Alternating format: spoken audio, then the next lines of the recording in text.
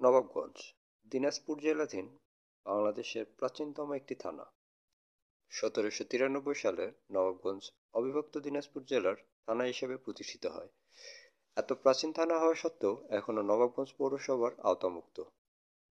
২০১৫ সালে নবাবগঞ্জ থানা পৌরসভার দাবিতে প্রথম প্রস্তাবিত হয়, যা নানা জটিলতার সম্মুখীন হয়।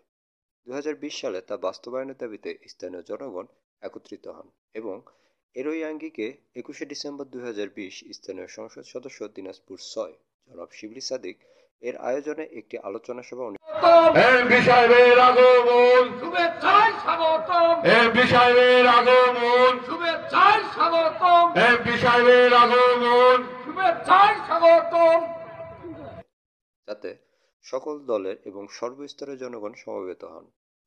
আলোচনা সভাটি কোরআন তেলাওয়াত দ্বারা শুরু হয় এবং শেষ হয় স্থানীয় সংসদ সদস্য দিনাজপুর-৬ জনাব শিবলী সাদিকের বক্তব্যে।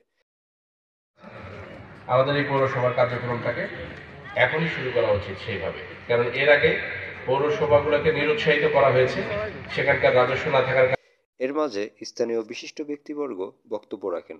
আরও বক্তব্য রাখেন উপজেলা চেয়ারম্যান আতোয়ার রহমান, উপজেলা ভাইস চেয়ারম্যান পারুল বেগম, বিএনপি নেতা মোহাম্মদ নজরুল ইসলাম ফাতে, প্রবীণ বিএনপি নেতা মোহাম্মদ তরিকুল ইসলাম এবং প্রমুখ। সভা শেষে পৌরসভার কাগজপত্র হস্তান্তর করা হয় সংসদ সদস্য, উপজেলা চেয়ারম্যান এবং উপজেলা ভাইস চেয়ারম্যানের হাতে। উপস্থিত বক্তারা সকলেই পৌরসভা বাস্তবায়নে ঐক্যমত পোষণ করেন।